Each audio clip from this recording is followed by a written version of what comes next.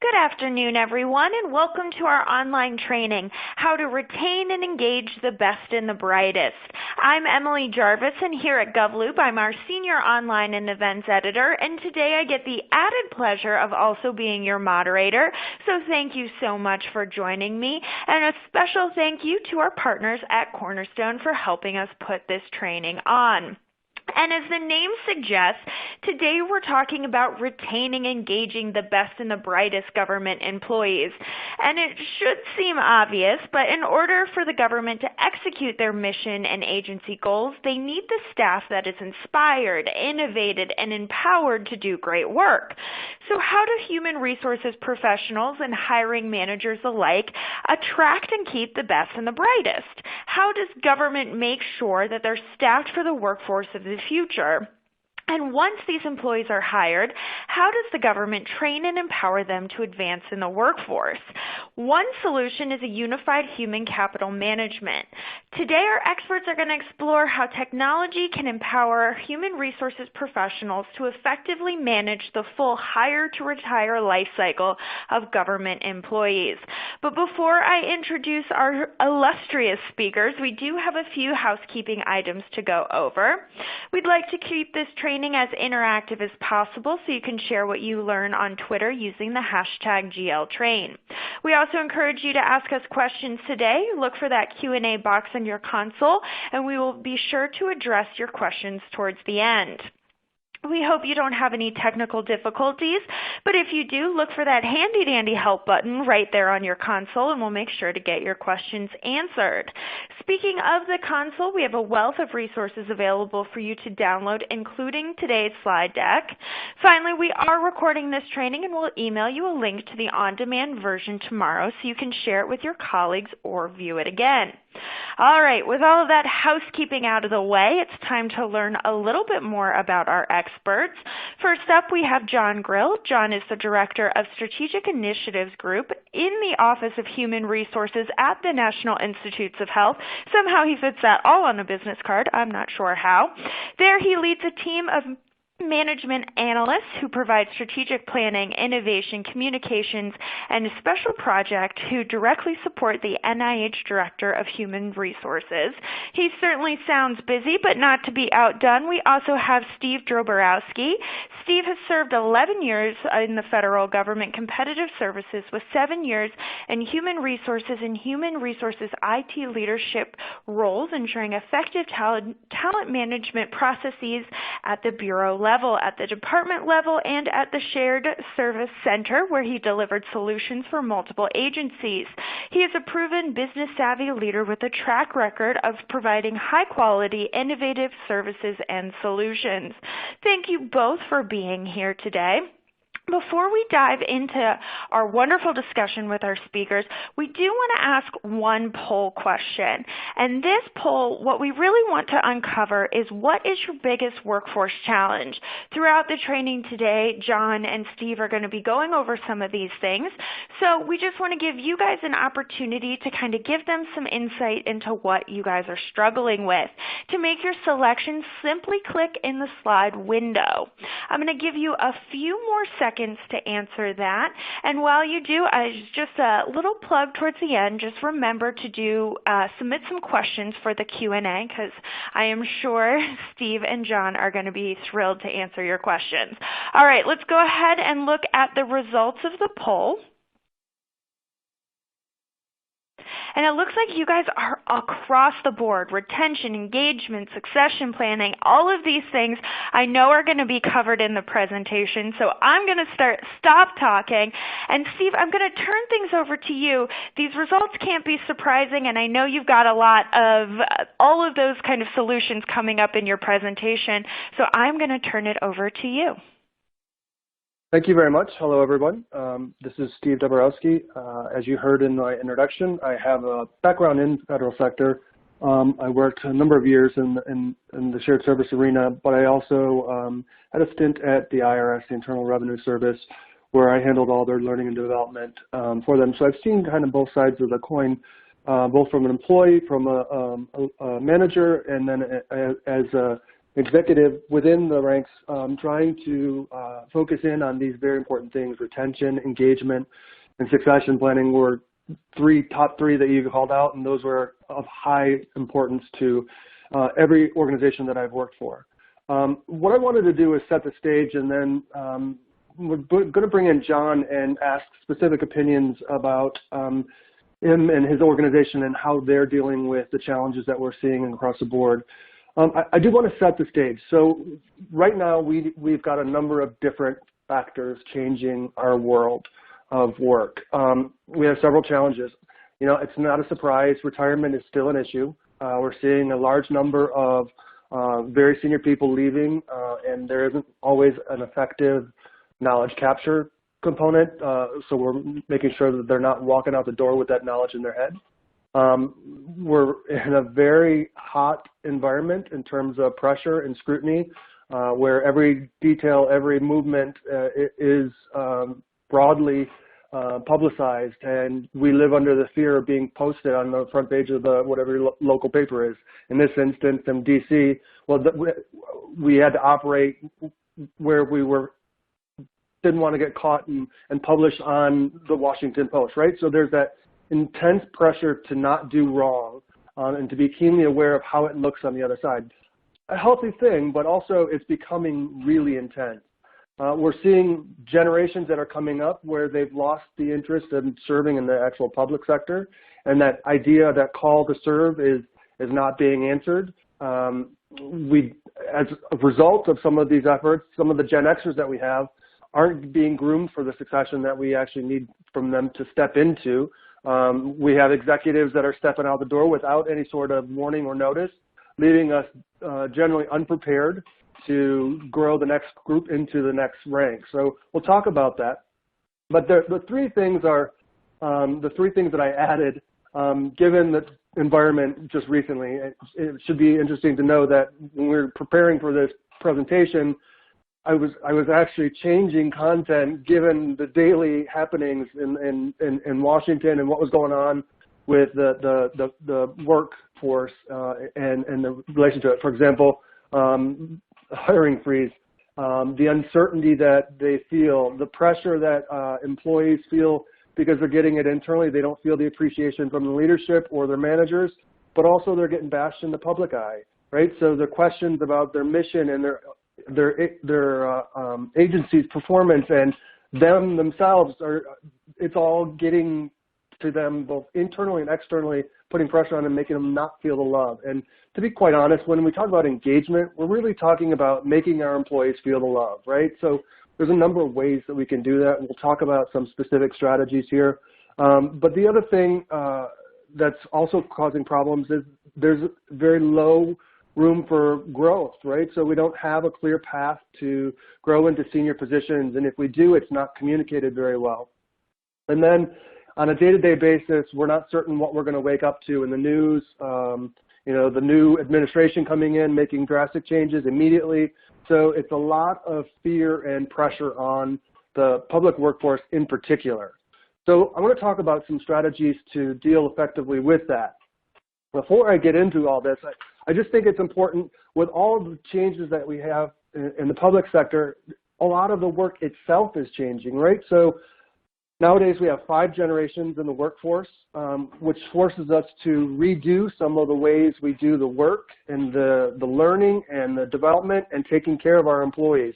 Our roles are changing. The what of the work is changing. You know, technology has forced us to do different things, automate different things. So it's forced us to do things differently in terms of expectations and jobs. The where is being a lot different, and maybe not so much in the government sector, but what's really important here when we talk about where we do the work is that flexibility of teleworking or flex-a-place or, you know, hoteling. Those types of things all are having an impact on where we're doing the work and how it's being done, and that balance between work and life. The when, also a component of work-life balance. It's getting into the focus of doing the actual work as opposed to putting in your 9 to 5, right? So the focus is on maximizing performance as opposed to logging some hours, right? So The when is changing. And then finally, the how. I mentioned it briefly, but technology. I can't think of any one of my friends or acquaintances or colleagues that I know that do not have a phone or a smartphone nowadays. And so that's changed the way we actually approach our work and the way we actually approach our learning and development. And when we start to look at what's important to our actual workforce, things have changed. And this comes from a PwC study. What's really important, the two top important things are not cash related or not salary related. Training and development. Employees need to feel that their organization is taking care of their learning and development needs, that they have their career in mind, that they have a clear path. They're making opportunities like this one that you guys are all participating in, free, spontaneous. I can do it in an hour. I'm not away from my desk for travel. I don't have to go to a classroom.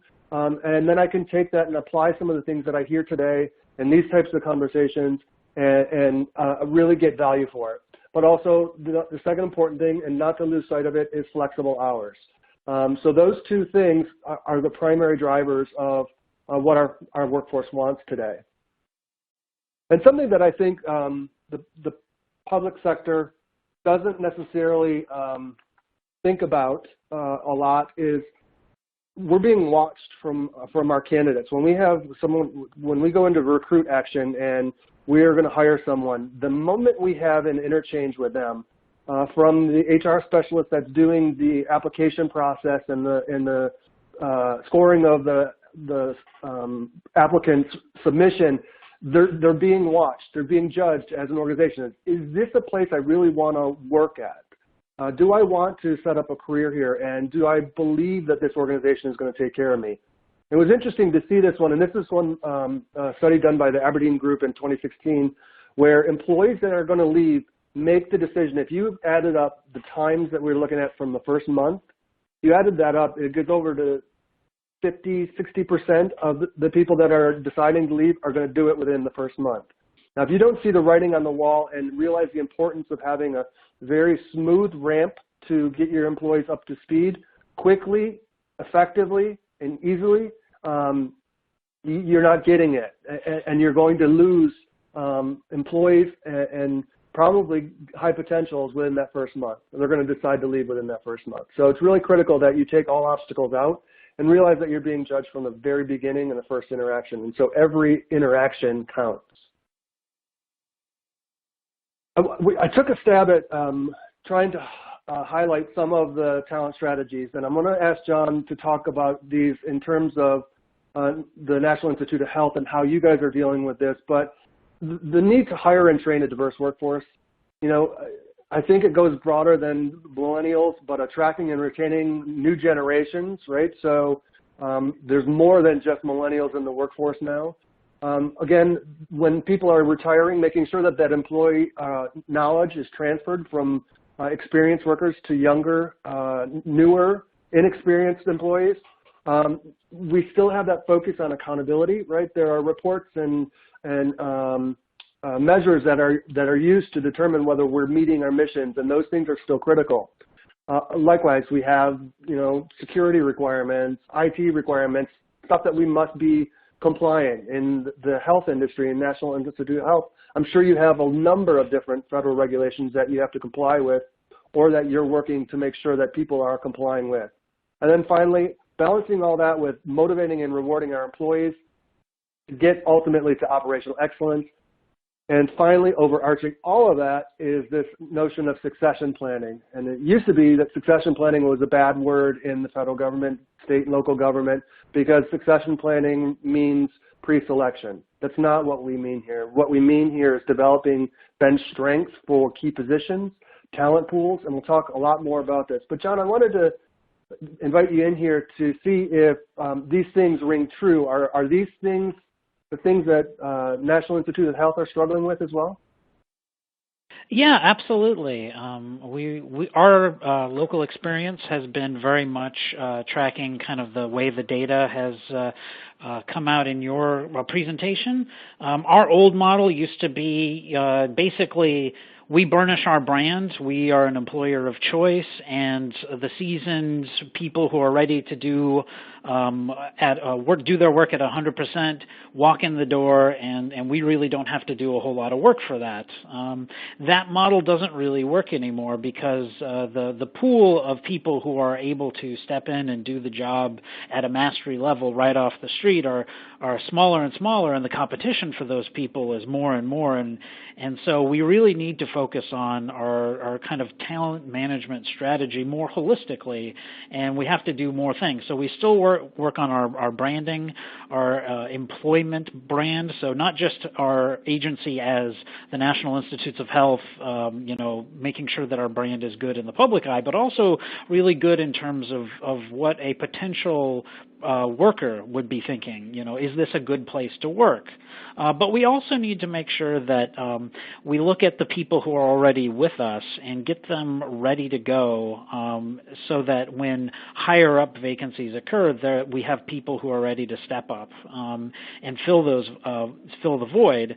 And we also need to work on the development aspect of that. So you may have someone coming new into your organization or from a lower level. You need to have a systematic approach for getting them ready to do the work you want them to do, and not be thinking about training as kind of a class here, a class there, but really as part of a comprehensive strategy to get them from where they are to where they need to be. And we do a number of things at NIH. We do a lot of training right off the bat when someone joins our organization. We also have development programs at every level of someone's career, from the very entry level to the very senior level. And each of these programs is tailored to that particular audience depending on where that person is at. We really focus a lot on making sure that the knowledge is transferred. We do this a number of ways. We do a lot of cross-training, and we do it intentionally. Like, it's not just something that, it just happens. We have formal detail programs, especially with our Office of Human Resources. We have a brand new program we call the HOP program, HR Opportunity Program, where people can do a mini rotation in another part of the organization, and we find that that's very beneficial, both because people don't work in their silos. A lot of the work crosses different organizations, even within the Office of Human Resources, and people really benefit from seeing what goes on the other side of the fence. If I have to interact with someone in that office, it helps for me to see life through their shoes, but also if I'm moving up into a leadership position, it gives me broader cross-training so that I understand the breadth of the enterprise. So that's one of the things that we do. We also have created a wiki-based knowledge management system that is kind of making sure that, if a policy came out 5 years ago, it's not just buried in somebody's email or on a shared drive, but that we actually write it down and that it's in a place where people can access it and easily search it. So that's another one of the things that we're rolling out to really manage knowledge. So even as people kind of move on or move up, the knowledge doesn't leave with them. It's interesting you say that there's a number of different initiatives that we did at the Internal Revenue Service focused in on knowledge management, and it goes a little bit broader than just the knowledge transfer. It's how does knowledge move through an organization? In other words, how does NIH or IRS or insert your agency name in here, how do we take in information, how do we act upon it, and how do we document it so when that situation occurs again, we act in a similar manner and we're consistent with what the organization should and does believe.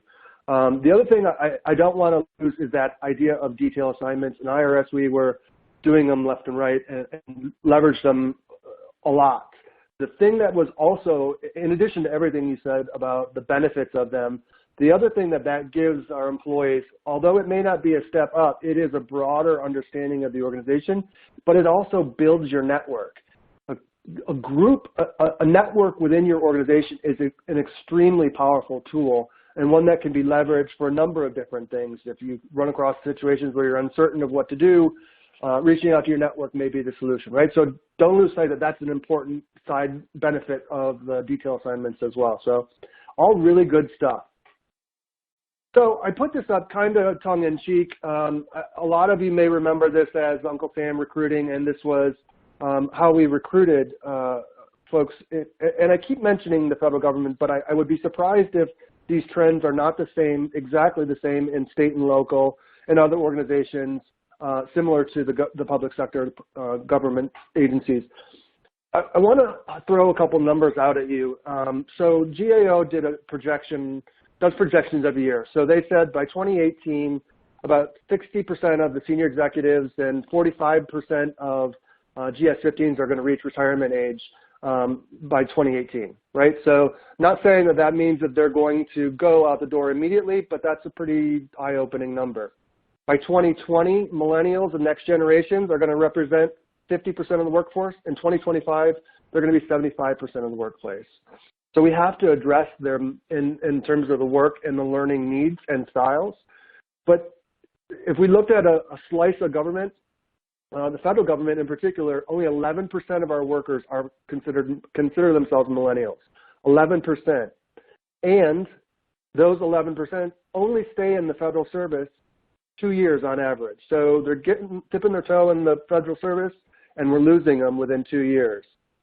It was interesting, so I started thinking about, well, then we must be recruiting them so effectively that we just got this massive bench strength building up. There's a study that the National Association of Colleges and Employers did recently, and they asked college students that were graduating whether they were going to enter public service. So it declined for the 7th year in a row, and it's now just 2% of the students are planning to enter the public service workforce in 2016. 2% of the people that are graduating plan on going into public service.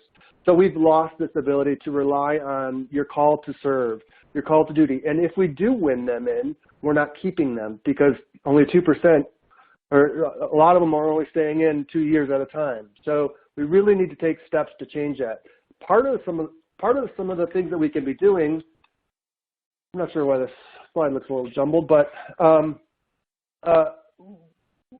I got this from the Deloitte University Press, and it's this idea of the simply irresistible organization. It's organizations that make themselves irresistible to employees. And these are the 5 things, and you see the 4 across the top. Meaningful work, right? The ability to select whatever works for you, the small teams, empowered from the top, have some time for downtime, personalization with your teammates and your coworkers, hands-on management, that ability of senior leaders to roll up their sleeves and do some of the work, be clear in their goals, get involved and invested in coaching, and to take a look at how we do performance management and maybe rethink some of the ways that we do it. I'm not saying alter it, change it completely, tip it on its end, like a number of private sector organizations are doing now. I'm talking talk more frequently, be more transparent, be very clear about what my goals are, and adjust my goals if they change, right? Be hands-on, be a manager that cares about your employees. Have a positive work environment, do things to support them, flexible work environment. A lot of agencies, where appropriate, are doing telework. I think it's great. I think it's a sign of the times. It's something that organizations must do in order to adjust to the work styles. And then provide growth opportunities. Make them feel the love. Make them feel that there's a way for them to grow. And if it's not up, let it be over. If it's not up in this career or in this path, then find a path that works for them. Put the learning more self-directed as opposed to coming from the CLO or the learning organization or HR. And then foster a culture that has high impact learning. So taking that learning that happens in a collaborative space and applying it on your team. And I said there were 5 elements. The 4th one is on the bottom, or the 5th one is on the bottom. The focus on simplicity. All 4 of the things up top are important, but it has to be done in a simplistic manner so users and employees can understand what it is that we're doing, right? So that is one of the key overarching themes and something that will lead to a simply irresistible organization. And if we do these, and we do these effectively, the chances of employees staying are greatly increased. I want to look at some of the things that we do in the public sector with systems. And this is part of my sidetrack to systems. we do need to think about how we interact with our employees, how we manage, and how we report on it. In just the last 20 years, we're seeing a big change, right? So we started with, compensation benefits in the beginning 2000s, earlier, doing it in a system, and then we built upon it. There was a big bang when learning management came out, and LMS was all the rage. We're now seeing it broaden into different things, like performance management combined with learning management. Completely radical idea in the public sector, but learning informing performance and performance dictating what learning should take place. Really powerful stuff. But now as we start to go into, we see this move to the cloud, and if you don't know what the cloud is, it's, you don't have an on-premise system. You have what's called a software as a service.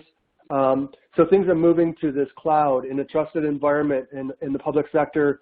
You have things like FedRAMP through GSA that is ensuring that the cloud is safe, but you're adding on these modules, and it's not so important that we have everything in one solution or one component, like a learning management system and a different performance management. We add on these modules that do different things, like social recognition, feedback, add on attendance and benefits, and all these different things get added onto these things. So you actually have a comprehensive workforce talent management component comprised of a number of different systems. So it's going to be interesting to see where the industry goes next.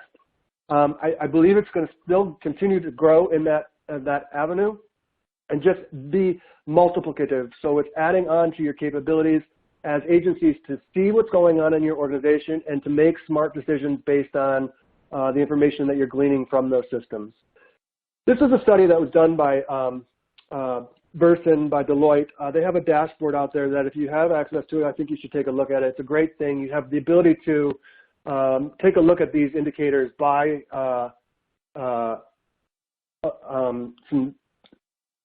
industry. So in this instance, this is the public sector. So we look at the availability. Number one concern that senior leaders have, they're worried about the availability of key skills. New hire turnover, pretty high when we consider the private sector is about 9 or 10% is new hire turnover. And then the ability to do succession planning at various levels. John, I wonder, there's another interesting fact here. Overall, in terms of new hire and overall turnover, we're looking at 18% people leaving the organization. That's pretty high given when we look at overall turnover, you're looking at maybe 11 or 12% in the private sector. So anything that you see going on that rings a bell here with NIH? Well, certainly, turnover is something that we take very seriously, and as part of that, we are very serious about collecting information on that. We do very rigorous exit survey, and it can be very difficult to get people to fill out exit surveys because it's kind of like, well, I'm out the door. This doesn't benefit me. But we try to make sure that people understand that it is impartial. It's anonymous. We're not going to have any retribution on anybody. And it's not just an automated email. We have someone actually reach out and call them and encourage them to fill out the survey when it comes out so that we can make our organization a better place. We also do stay interviews. So, a lot of times you do an exit interview and you find out all these things that, if you'd only changed this, this person would have stayed. Oh, wouldn't that have been nice to know before they left? And so we make sure that in our organization that our managers are doing stay interviews, and we actually make it part of their performance plan so that you will do a stay interview with all of your employees over the course of the year. And so that is very important for us. Excellent. So let's take a look at some of the things that we can do with these concepts. And in the beginning, you did the poll question. One of the important things to you was succession planning. It becomes important for you to understand how and why you're doing succession planning, right? So we mentioned in the beginning that you have to take really careful steps to avoid pre-selection or any appearance of pre-selection. What we do succession planning, this may differ for different organizations. You have to ask yourself the cultural question about why and how you as an organization should be doing succession planning. Where are the key skills? Where are the key positions? And what do they need in terms of development? And build out the plan accordingly.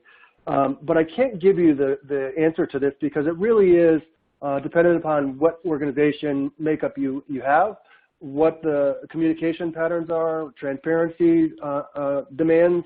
Those types of things all need to be taken into consideration before deploying succession planning. And I can't stress this enough.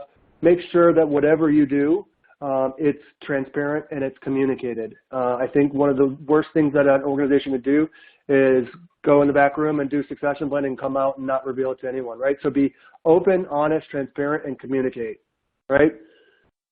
So, John, I'm going to ask you to talk a little bit more about that, expanding the succession planning.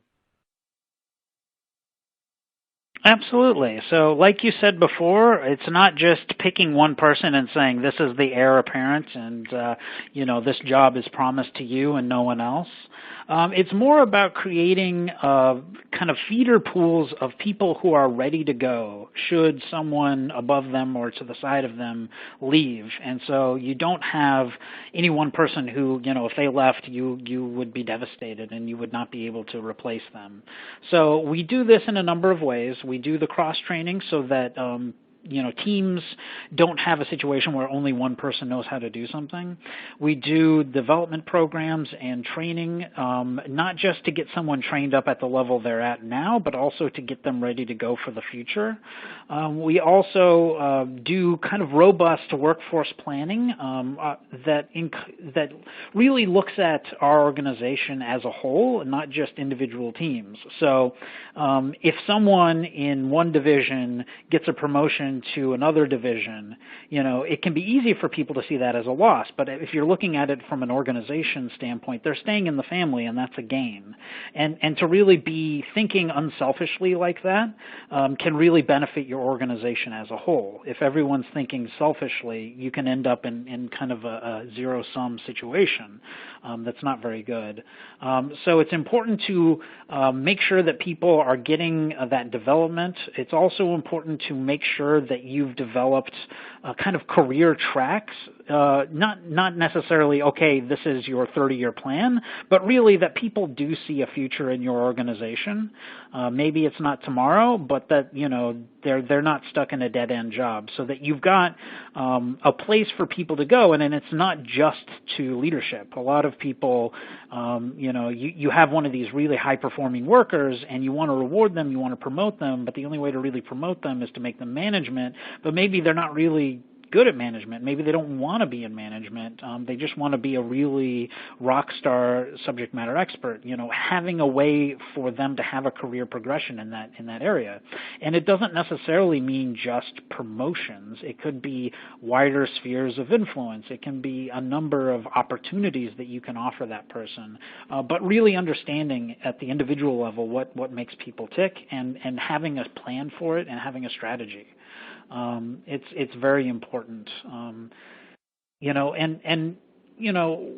we are an HR organization, and one of the things that we try to do is have a very clear mission and values, that we convey to people so that we're all on the same page. We do a number of different things, but the values really is important.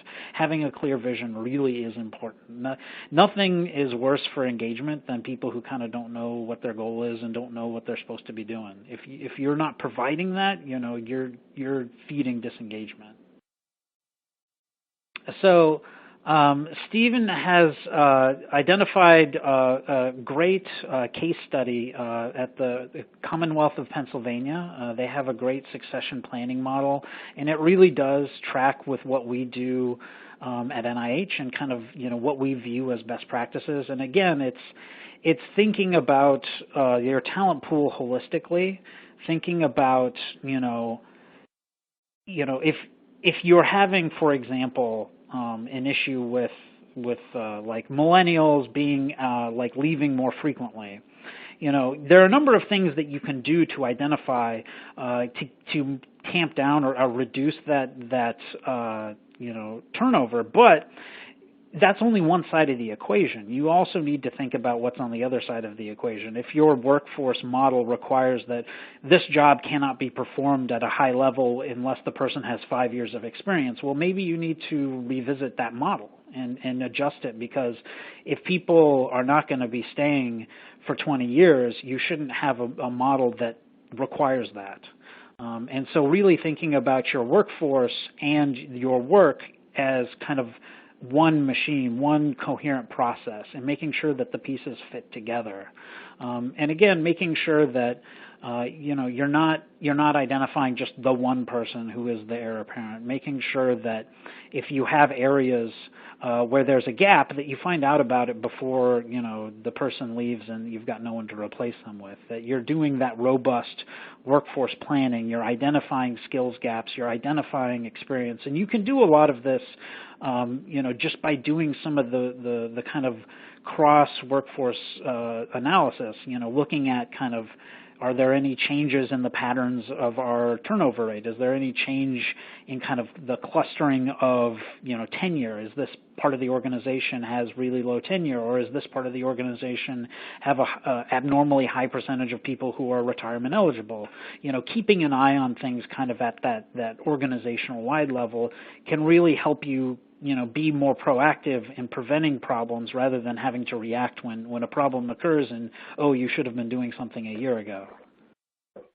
Yeah, great point. I think you raised some interesting points, but I also think it's important to point out that succession management isn't just happening in an isolated area. This succession planning and succession management feeds into other areas, like how we recruit our folks. How do we take care of them in their training and the development? What about performance management?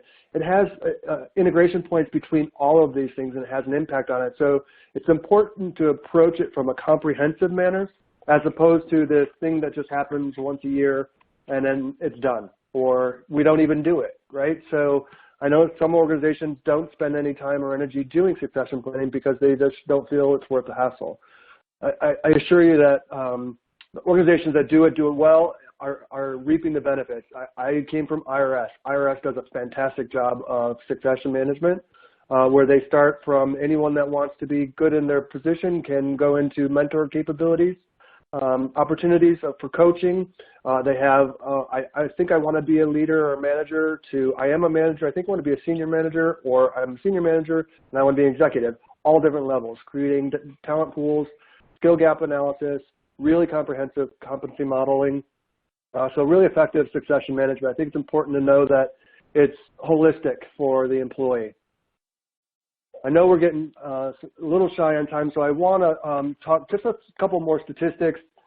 I think some of the ways that we do learning and development needs to be looked at, right? So currently, annual hours of training per employee, we spend around 22 hours in training. The national or the private sector average is about 35 hours. And then when we balance the instructor-led training to online training, the majority of our instructor-led training is 70%, and online is 27%. We might need to consider, looking at that model. I'm sure you guys have heard the 70-20-10 between work experiences, interactions with others, and then traditional learning. This looks like it's the exact opposite of it, right? So we're only supposed to be doing 10 as formal learning. It looks like we're doing majority of it instructor-led training. Additionally, we're not spending enough on our employees.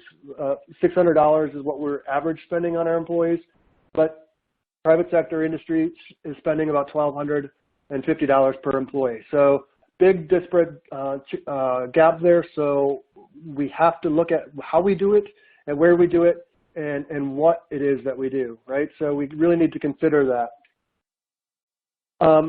When we start talking about what our employees want in terms of learning, the study that went out, I think this was last year, and they said that 87% want sharing knowledge and interacting with their team. It's become the critical thing in terms of learning, right? So that has to be heard by us as we're developing learning and development for our folks. If we want to engage them in this learning and development, we have to respond to their desired method of learning, right? So this is an international study that was done, but you look at it, the bottom slice of it is e-learning and company training.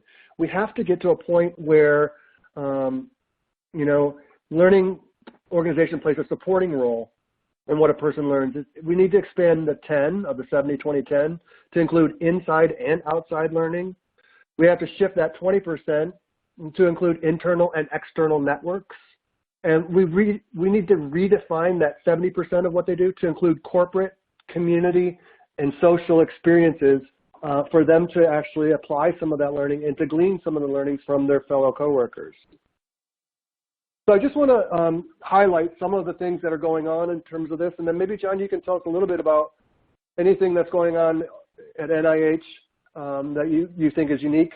What are they looking for when we talk about content? Really diverse content, getting it from multi-different channels. There's YouTube, TED Talks, you name it, but we just need to make it available to them. Do it in multiple channels. Don't make them sit down at their computer at work and go through the LMS, and that's the way that they learn. Put it on multiple devices. Put it on their phones. Make it available offline. Foster collaboration is the last one.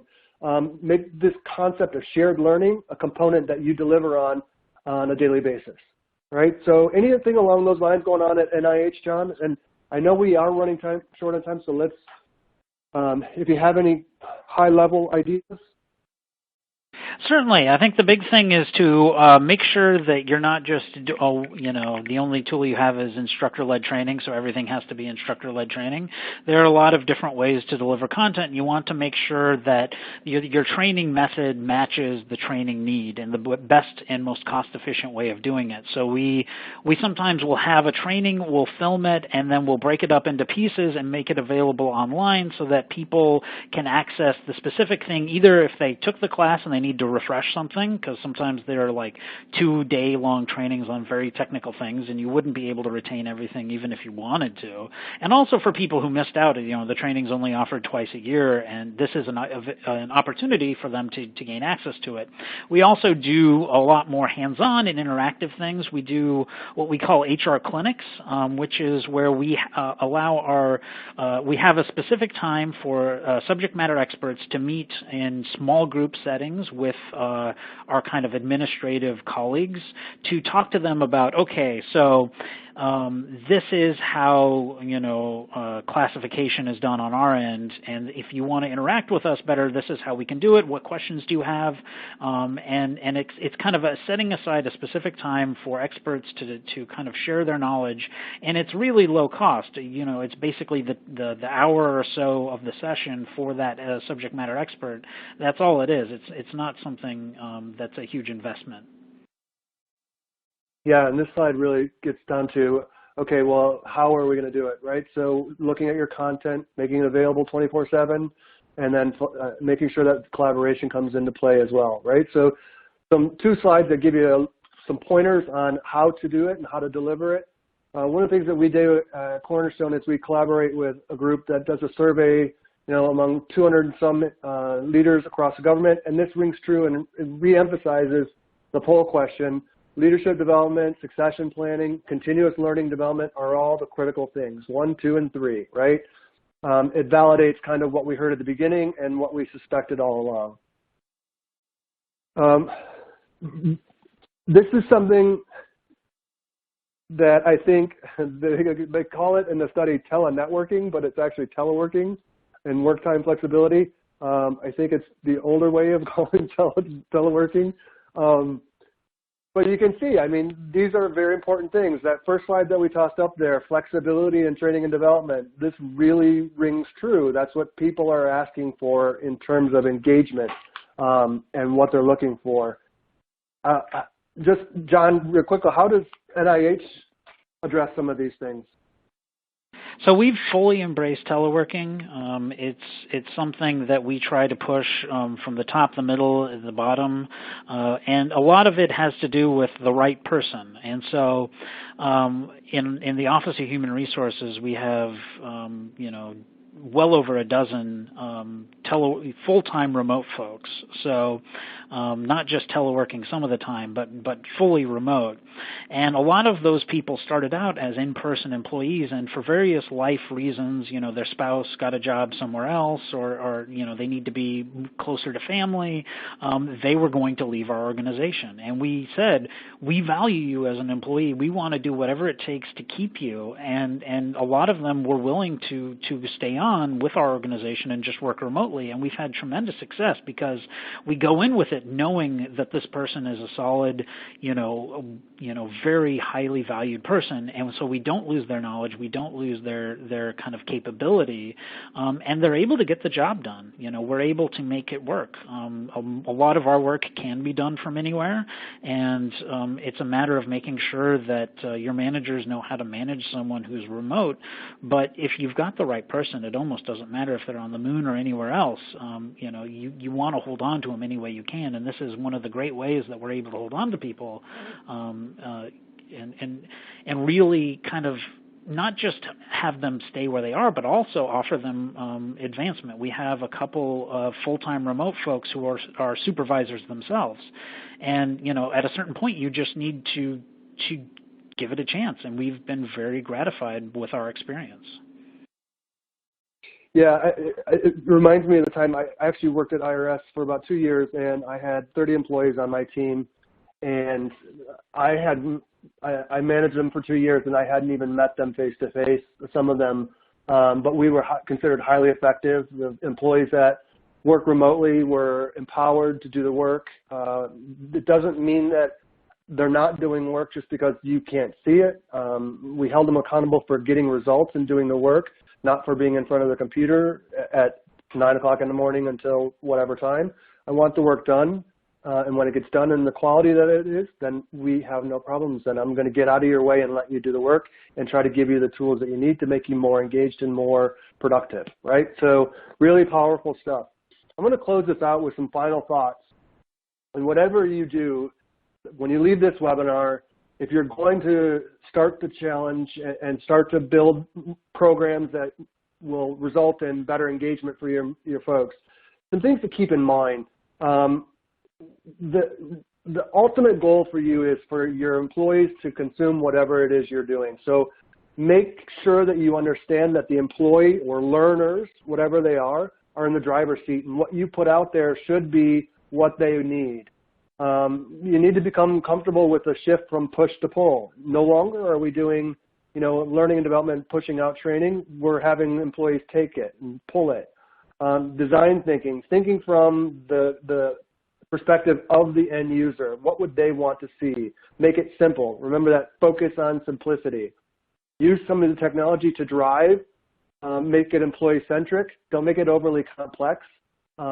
Simple, clean.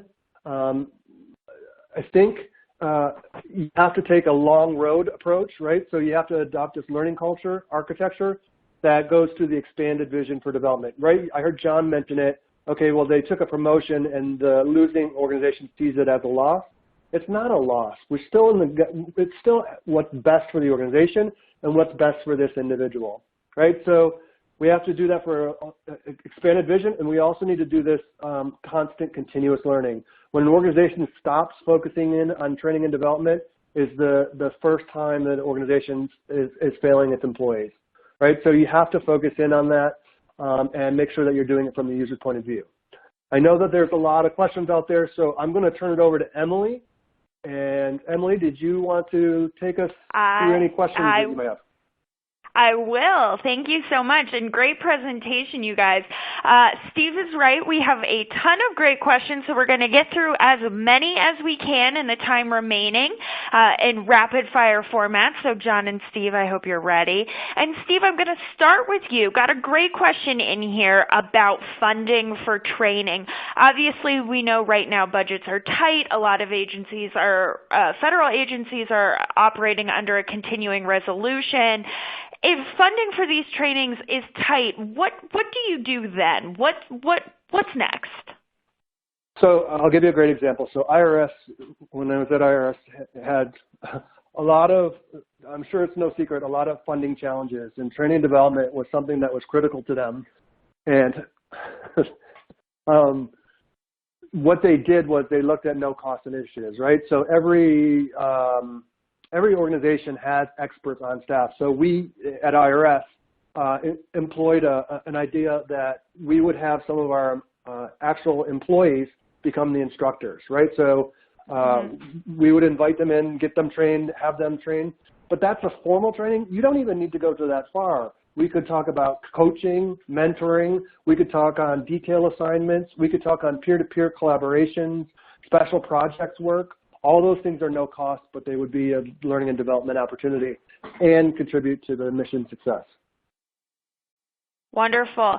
John, we got a ton of different questions in here about telework.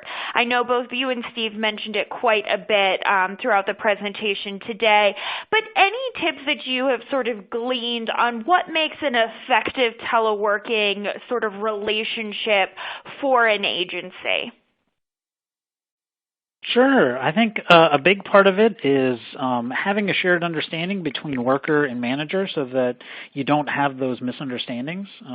We have kind of formal telework documentation that, if making sure employee understands this is a privilege, not a right.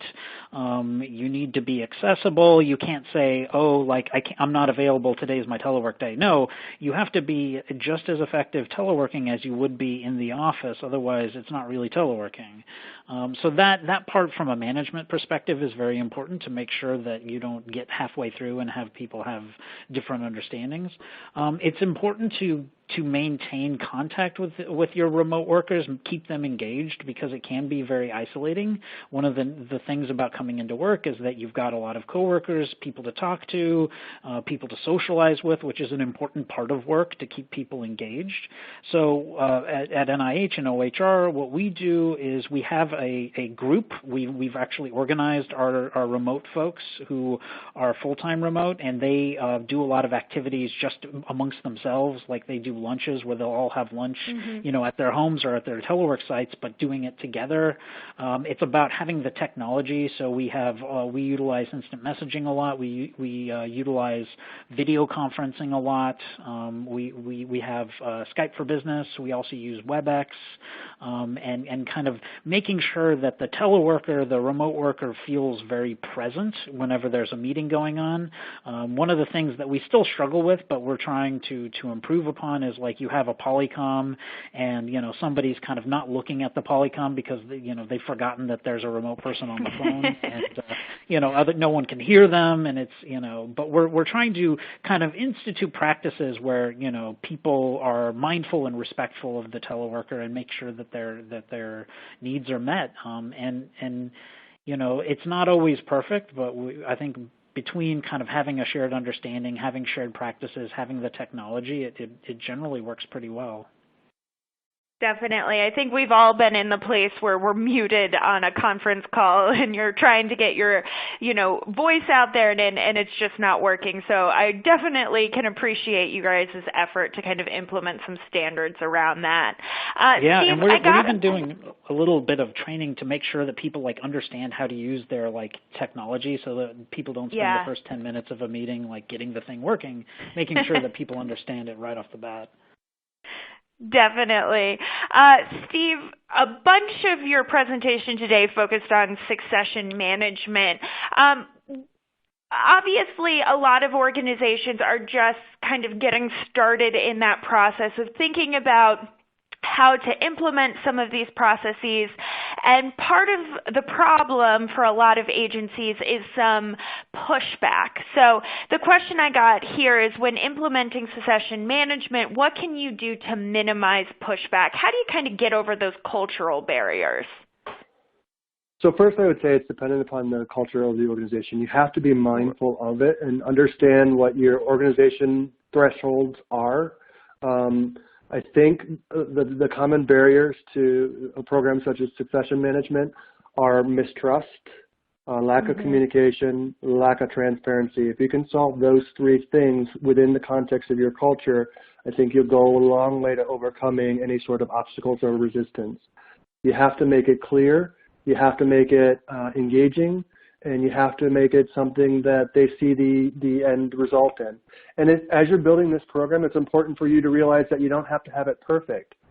I heard an expression once from a famous general that perfection is the enemy of progress, right? So you have to start somewhere. Invite the employees in to participate, make them part of the process, and build down or tear down those communication barriers and be transparent. I love that quote, and I think it's so relevant to a lot of what we do. John, I got a question in here about non-monetary recognition. I mean, I think all of us would agree that, great work, it would be lovely if we could be rewarded with a huge bonus, but that's not always possible. So what can a manager do to kind of reward employees that are going above and beyond, even when there's not sort of that budget for sort of monetary rewards? Certainly. It's extremely important, and there are a lot of options. We do a number of things. We have recognition awards within the Office of Human Resources. So we've got something called the Heroes of HR Award, and it's for people who are HR employees who demonstrate, above and beyond customer service. And it's something that anyone can be nominated for. Anyone can do the nominating. We've got a form online that you can just fill out. It's very easy. And the reward is a certificate and a picture with our director. You get to meet the director, and we try to maintain kind of like an element of surprise. It's almost like the sweepstakes, but something like that where it's very much like, hey, we saw that you did this thing, and we're giving you recognition. You get your picture taken, that gets put up on our blog and sent out via email to all staff so that people can see that. But also the most important thing is managers recognizing their employees and taking the time to do that and making it a part of your business, a part of your day. It's not frivolous. It's extremely important. Something that can be very small for you, an attaboy, a thanks, I saw you did this great work. That's tremendous. It can be very valuable with people. Like I see people have a little folder in their inbox for kudos emails. We also try to facilitate thanks from our customers. So a lot of our customers are internal customers, other parts of the NIH that we provide service for, and kind of really facilitating the customers to say, hey, you did a great job with this recruitment, or, you really helped me out with this employee relations issue. And really, getting that thanks, there's no money involved, but it can be so valuable. It definitely can. Oh, go ahead. John, one other thing I'd like to add, what I did at the IRS, which became a really powerful tool, is I opened every one of my staff meetings with just a quick 2-minute thank you to someone from me to them. And then what I also wanted them to do is I opened up for any sort of peer-to-peer. And it was kind of shy at the beginning. I had like one person do it. And I allowed 5 minutes for the whole thing to happen. And it took 5 minutes of my staff meeting. But by the second meeting, we filled up that 5 minutes of peer-to-peer recognition, really powerful. Say, hey, thank you to a teammate. Say, I noticed you working that. You're working really hard. Great call out. Thanks. That means a great deal. And just giving the opportunity and the platform for folks to do that is a really empowering tool for folks. That sounds very impactful in a really great way to kind of get your team meeting set off on such a positive note. So we are rapidly running out of time here, but I want to ask both of you the same question. We've talked about so much today.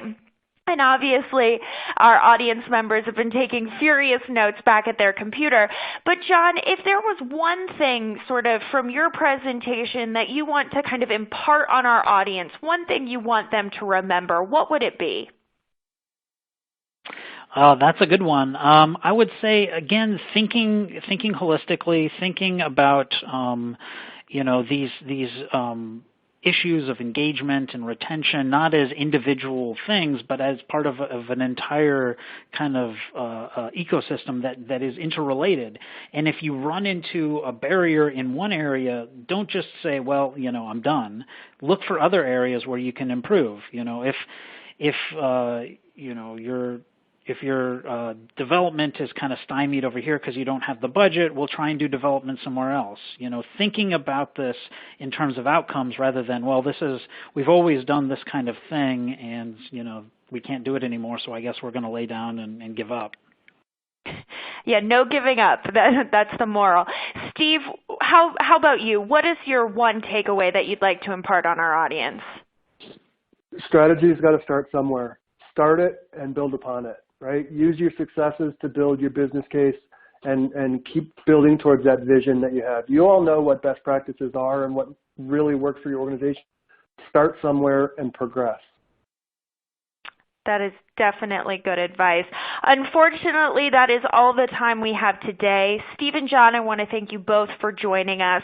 I do have a few quick reminders before we sign off. We will email you a link to the on-demand version of this training, so check your inboxes tomorrow. The evaluation, slide deck, and great resources are also available for download in the resources section. All resources are also available on demand. Our goal with these trainings is to help you do your job better. We really appreciate and value the work that you do every day, so thanks for taking the time out of your busy schedules to join us this afternoon. On behalf of John, Steve, and myself, I hope you enjoyed our training, How to Retain and Engage the Best in the Brightest. And a special thank you to our partners at Cornerstone for helping us put it on. Enjoy the rest of your afternoon, and we'll see you at the next GovLoop training.